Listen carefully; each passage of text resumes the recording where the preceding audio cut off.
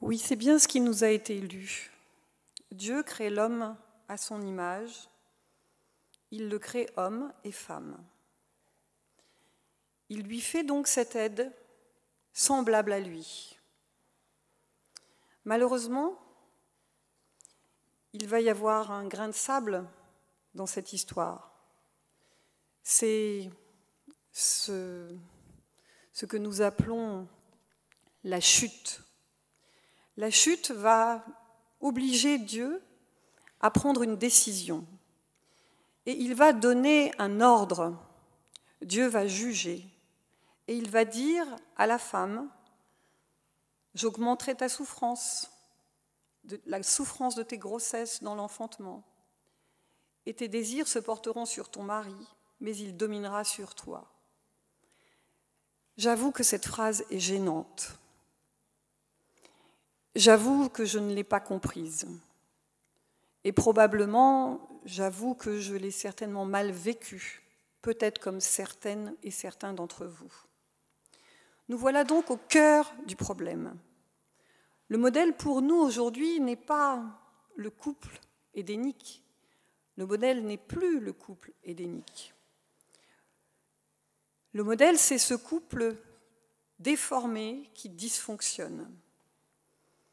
Après la chute, tentons de trouver des réponses à la situation de la femme, de l'homme, de la famille, dans le monde aujourd'hui. Tes désirs se porteront sur ton mari, mais il dominera sur toi. J'ai trouvé 3 pistes de réflexion à cet ordre de Dieu. La première serait de faire une étude herméneutique de la nature de Dieu. Qui est Dieu ? Ce Dieu famille, ce Dieu 3, ce Dieu Père, Fils, Saint-Esprit. Comment ils vivent tous les 3 cette relation ? Y a-t-il soumission ? Y a-t-il domination ? Y a-t-il dysfonctionnement ? Ce n'est pas le sujet que j'ai choisi de partager avec vous aujourd'hui. Mais le modèle de la famille divine peut être un vrai sujet de réflexion. Il y a un autre angle, c'est celui de l'aide semblable. C'est celui où Dieu se rend compte à ce moment-là que finalement dans la création, tout semblait parfait, mais non, tout n'est pas bon, parce qu'il n'est pas bon que l'homme soit seul. Alors il faut trouver une solution à ce problème. Cette solution, c'est comment trouver un facteur bonheur pour Adam, pour que dans cette relation avec sa semblable, il vive le Ezer Kenegdo, qui est une expression hébraïque qui veut dire vis-à-vis contre lui. Et vous voyez toute la subtilité de ce deuxième acte, c'est le contre lui. Contre peut avoir 2 sens. Contre peut avoir un sens positif, c'est-à-dire je suis posé contre lui, appuyé contre lui, on voit là de la douceur, on voit là de la protection. Et contre peut aussi être le conflit, la discorde, la séparation. Ce n'est encore pas cette partie-là que j'ai choisi de développer ce matin. Ce que j'ai choisi de développer ce matin, c'est peut-être parce que c'est quelque chose qui me touche davantage et qui est plus difficile pour moi à comprendre, c'est cette question de la soumission. Je vous propose donc de voir comment Dieu va faire pour sortir l'homme et la femme de ce mauvais pas et peut-être découvrir des pistes de réflexion pour nous aider à vivre les situations au quotidien. Je vous rappelle le contexte qui a été lu, effectivement. Ève a goûté au fruit et Adam a suivi Ève. Il y a eu donc une conséquence. Est-ce le modèle que Dieu avait choisi ? Non. C'est le modèle que l'homme a voulu créer sans Dieu. Il dominera sur toi. C'est bien ce que la femme vit aujourd'hui. Finalement, c'est normal. J'entends déjà elle a péché, elle est coupable, donc elle récolte le fruit de sa faute. Eh bien, si c'est cette réponse que vous avez en tête, sachez que ce n'est pas ce que Dieu pense lorsqu'il dit « Il dominera sur toi ». Finalement, méprise, incompréhension de l'homme, qui va profiter de cette petite phrase pour assujettir et assouvir tous ses désirs sur la femme, qui devient femme, épouse, mais aussi maîtresse, qui devient soumise, qui devient punching ball, etc., etc. L'homme imagine que Dieu lui donne un privilège et qu'il va pouvoir imposer sa volonté à la femme. Et c'est encore le cas aujourd'hui.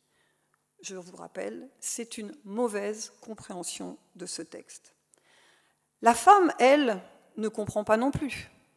Elle le prend comme une malédiction et elle va même rentrer dans le jeu de l'homme en se soumettant, malgré elle, à certaines demandes de son époux. Ce n'est pas du tout ce que Dieu a voulu dire. Naturellement, un tel commandement suscite incompréhension, colère, en plus de la servitude dans laquelle l'homme va la mettre. Alors, pourquoi est-ce une bénédiction ? Comment comprendre cette bénédiction de Dieu, cette bénédiction que Dieu propose à l'égard de la femme ? Si vous avez vos Bibles, je vous invite à prendre le texte dans Ésaïe. Ésaïe 40, à partir du verset 3.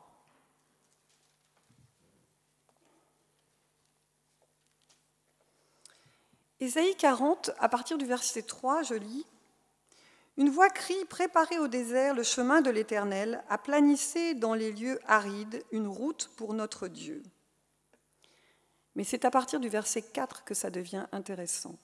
« Que toute vallée soit exaucée, que toute montagne, toute colline soit abaissée, que les coteaux se changent en plaine et les défilés étroits en vallons. Alors, la gloire de l'Éternel sera révélée, et au même instant, toute chair la verra, car la bouche de l'Éternel a parlé. » C'est ce que Dieu propose à Ève. Ève est dans une position de montagne par rapport à Dieu et par rapport à Adam. Elle a écouté le serpent. Le serpent a mangé du fruit et le serpent a parlé. Ève a goûté le fruit parce que le serpent lui a dit que si elle goûtait, elle deviendrait comme Dieu. Et Dieu lui dit, tu seras abaissée. Tu dois apprendre à accepter. Parce que tu as voulu t'élever, et ça nous rappelle bien sûr les textes très connus d'Ézéchiel qui sont liés à Lucifer, parce que tu as péché par désir d'émancipation, par auto-exaltation, par séduction, parce que tu as voulu t'élever, Ève, je vais te demander de travailler là où tu as un problème. Je vais te demander de t'abaisser, de te soumettre. Dieu lui propose de travailler ce qui est un domaine de faiblesse chez elle pour rééquilibrer, revenir à l'équilibre qui était en Éden avant le péché. Là où nous sommes fragiles, nous devons travailler. Et on le voit dans les épreuves de la vie de tous les jours. Parfois, une épreuve se représente devant nous et on l'a déjà vécue. Et là, il faut comprendre que Dieu veut et attend un changement en nous. Ève a besoin d'un Seigneur. Et cette position sera pour son propre salut. Imaginez un tonneau. Un tonneau, vous savez, c'est ces tonneaux dans lesquels on met du vin. Les tonneaux sont faits de lattes et en haut, il y a un cerclage métallique où toutes les lattes se rejoignent. Mais imaginez un tonneau qui aurait été construit avec un défaut et qui, dans ces lattes, aurait une latte qui ferait que 30 cm, alors que le tonneau fait 1 mètre, une latte qui ferait 50 cm et une latte qui ferait 80 cm. Si on décidait de remplir ce tonneau, à votre avis, à partir de quand est-ce que le tonneau se viderait ? De 30, de 50 ou de 80 ? J'entends la réponse derrière moi. à partir de 30. Pourquoi cette illustration ?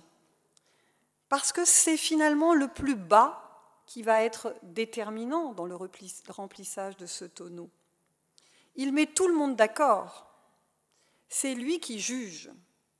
La position la plus basse est finalement la position la plus déterminante. C'est la position la plus basse qui va déterminer l'usage de ce tonneau. On peut faire ce que l'on veut. Tant que le problème de la faille n'est pas réglé, on ne peut aller nulle part. C'est là où la barrière est la plus basse que les bœufs vont sauter et vont s'échapper du terrain. Et donc, ce que Dieu dit à Ève, c'est que l'ignorance est un défaut.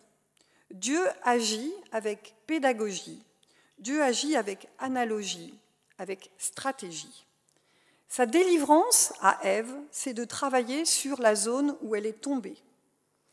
Écoute, travaille les zones où tu es faible, et je vais te donner un mari qui va occuper la position de Seigneur. Embrasse, accueille ton Seigneur, ton mari. C'est dans cette position que tu obtiendras le salut. Difficile cette position. Mais en même temps, espoir, parce que c'est dans cette position qu'elle obtient le salut. Si vous prenez avec moi 1 Timothée, et en particulier 1 Timothée à partir du verset 10, le texte dit, parce qu'il y a une description sur la femme telle qu'elle doit être, vêtue de manière décente, etc. Mais ce n'est pas cette partie-là qui m'intéresse. Celle qui m'intéresse à partir du verset 11, c'est que la femme écoute l'instruction en silence avec une entière soumission. Je ne permets pas à la femme d'enseigner ni de prendre de l'autorité sur l'homme, mais elle doit demeurer dans le silence. Car Adam a été formé le premier, Ève ensuite. Et ce n'est pas Adam qui a été séduit, c'est la femme qui a été séduite. Et c'est elle qui s'est rendue coupable de transgression. Elle sera néanmoins sauvée en devenant mère si elle persévère avec modestie dans la foi, dans la charité, dans la sainteté. Timothée nous parle encore de la soumission. Et il déroule quelque chose devant nous d'important, c'est la sanctification de la femme. Séduction, auto-exaltation, en échange, position la plus basse. Le verset 15 nous dit que c'est dans cette position la plus basse qu'elle sera sauvée. Il faut comprendre les versets 13 et 14. Elle s'est rendue coupable et pour cela, elle a violé la loi de Dieu. Elle a violé la loi de Dieu. Son péché, c'est un péché de démesure. Elle est allée au-delà du rôle que Dieu lui avait assigné dans la création, au point de convoiter même la place de Dieu. Le serpent parle parce qu'il a mangé du fruit et elle va penser qu'en mangeant ce fruit, elle sera comme Dieu. Elle veut plus que ce que Dieu lui a donné. Elle a besoin d'être recadrée. Alors Dieu lui demande de prendre cette position de profil bas. Franchement, je ne suis pas certaine que je vais me faire des amis ce matin avec un tel message. Mais soyez patientes, mesdames, mes sœurs, chers amis auditeurs, parce qu'il y a beaucoup plus que simplement cette histoire d'être dans la position la plus basse. C'est une question d'ontologie. Mais dites-moi, dans la Bible, qui est celui qui se soumet ? Qui est celui qui se soumet le plus ? La soumission, c'est la nature même de Dieu. Est-ce que tout d'un coup, là, il n'y aurait pas quelque chose de positif ? Est-ce que se soumettre, ce ne serait pas commencer à ressembler à Dieu ? Il lui donnera un homme, et elle sera serviteur. Elle sera plutôt servante. Elle sera peut-être même esclave. Elle sera comme Dieu. Dieu, agneau, colombe, enfant. Les petits-enfants ne sont-ils pas les plus grands dans le royaume des cieux?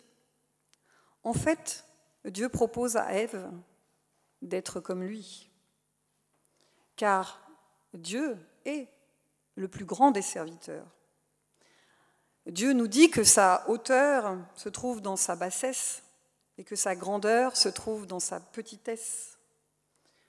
Dans le texte de Philippiens 2, à partir du verset 3, on peut lire « Ne faites rien par esprit de parti ou par vaine gloire, mais que l'humilité vous fasse regarder les autres comme étant au-dessus de vous-même. » Pourtant,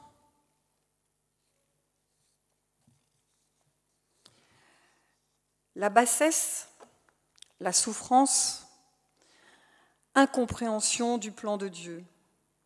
Et pourtant, encore dans Jean 13, il nous est dit « Vous m'appelez maître, Seigneur », c'est Jésus qui parle. « Eh bien, vous dites bien, je le suis. » Vous voyez, difficile de voir de la bassesse ou de la soumission à ce moment-là. Pourtant, c'est juste à ce moment-là qu'il va leur laver les pieds et qu'il va, lui, le Dieu, le grand Dieu, le plus grand, accepter de s'abaisser devant la nature pécheresse humaine et de laver des pieds au demeurant sales.